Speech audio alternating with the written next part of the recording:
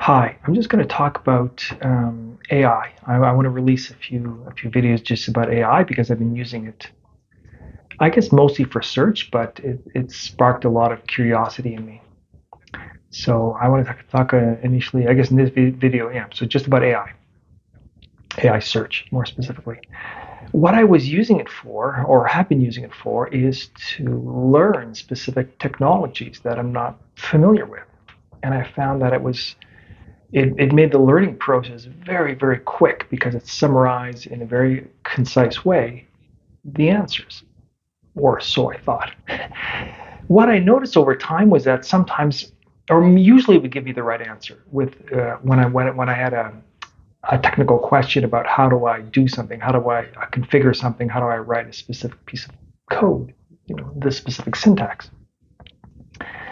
But what I noticed is that sometimes, it would point me in the wrong direction, or would just plain outright give me the wrong answer. And I would try it. I might try to configure something. I might try to syntax, and then I would have to go to other resources, and then I would find out that it's just plain wrong.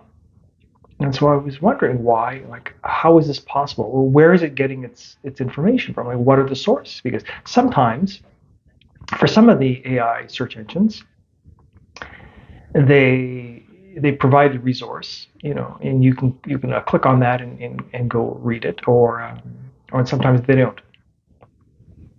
So I remember one day I asked a question about how do I configure something, and it said, click this, open this menu, et cetera, et cetera, and it was wrong. It wasn't, it just plain wrong.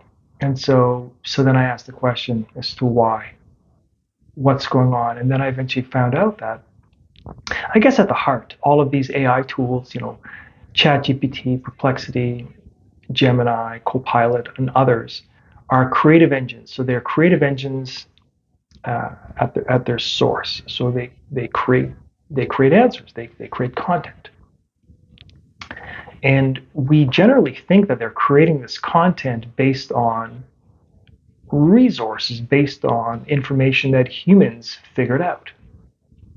But that's actually not necessarily the case. And what they do is they also just make things up.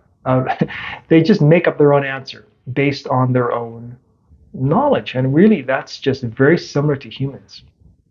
Sometimes, somebody asks us a question and we answer, and we don't have specific knowledge, but we base it on the general knowledge we have and our general experiences in life, and we come up with an answer, whether it's right or wrong. And then it's up to the listener, I suppose, to perceive any kind of truth out of that.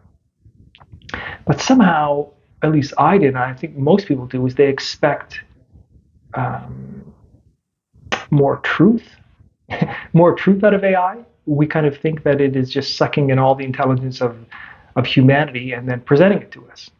But it does make stuff up. And so the term I came across was something called AI hallucination. And this is quite fascinating, where the AI tool will simply make up the answer when it doesn't actually know the answer, when it doesn't have a source for that answer. And to me, that was really, really fascinating. And so now, I'm a little more aware of that, as to why something may not work, at least with respect to technology. But I also use it just to query, and just to probe these tools to find out more about how they work.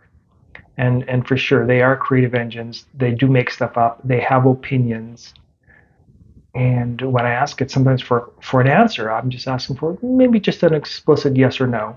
But then what I notice is that very often it gives me a lot more information, as almost as if it's trying to convince me of an answer. And then I queried about that, about why are you trying to convince me about one way or another? And the answer came back, well, so they're not trying to, the AI tools are not trying to convince me. They're just trying to provide a more robust answer.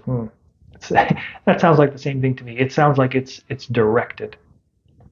So so just beware that when you're doing searches and you're asking questions, that it might just make it up and it might not be correct.